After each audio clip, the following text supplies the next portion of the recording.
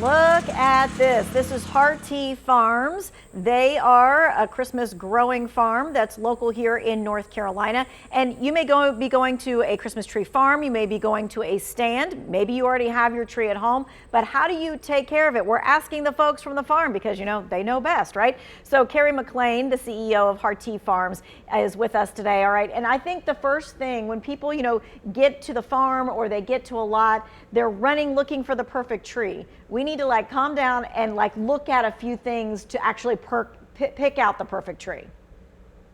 Yes, that's true. A lot of times on a tree lot or the tree farm, the tree can look a lot smaller than it actually is. So when you get it home, oftentimes people will find it's maybe a little bit bigger than they anticipated. So how do we avoid that?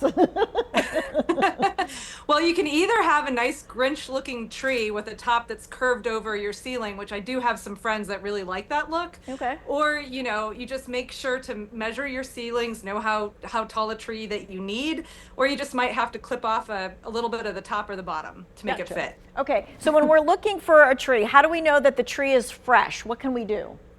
Yeah, that is a really good question. And I'm going to demonstrate on my tree here at home. And we're going to see if the Christmas tree farmer follows, you know, my own advice. Okay. So here's my tree that we've had up for a little while. What you want to do when you pick a tree is you want to bend the branch back and it should kind of snap back. And that means that the tree still has a lot of moisture.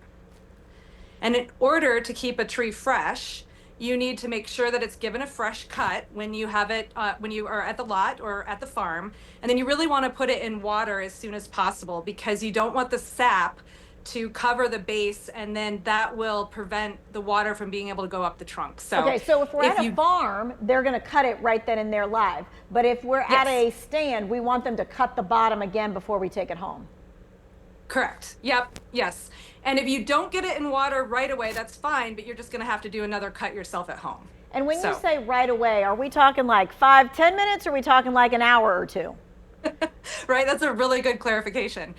You know, like a few hours. Just, you know, sometimes people will come to the mountains and choose and cut their tree and then go home the next day. You know, that's a little bit too long. Okay, gotcha. But that's fine. You just need to cut it again when you get home. Okay. How do we just a little bit off, like that much. Okay. How do we make sure that like there's not like animals or something or bugs or whatever in it?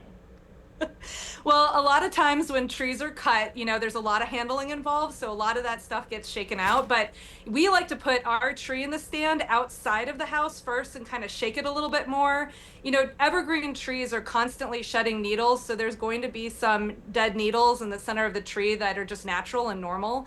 So, you know, getting all of that out of there, shaking it out, and then maybe bring it into the house. I saw on Instagram, and we can't believe everything we see on social media, right? But I saw on Instagram that someone used a leaf blower. Is that too much for a tree?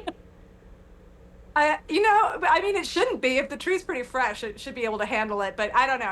It might be a little much. Okay, here's the $1 million question. Everybody's got some kind of concoction that they use that they swear is keeping the tree fresher for longer, like Sprite or Clorox or whatever. So what should we be putting in our tree?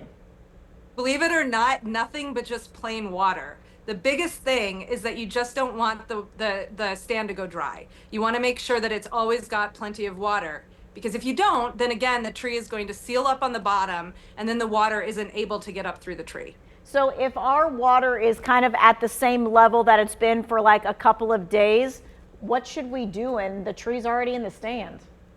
Well, so that could also mean that the tree has as much water as it needs. So it's not necessarily something to worry about. So it really depends. Every tree is different. You know, when you get a tree, everybody gets a tree in a different place. But it's not necessarily something to be concerned about. Okay, we got about 30 seconds. What is your favorite kind of Christmas tree and why? Well, of course, the North Carolina Fraser fir. And I love it because it has soft needles. I can hug my tree. It smells great. It smells amazing. It's got sturdy branches, but most importantly, it's native here to North Carolina, and it retains a lot of water naturally. So it's got really good needle retention, and even as it dries, it will hold on to its needles. All right. Well, I know you are busy. This is your time of year. So thank you for taking the time to share your wisdom and your expertise. You know, you might need to send this to someone, a family member who's about to go get their tree or who put Sprite in the bottom of their tree and they don't need to.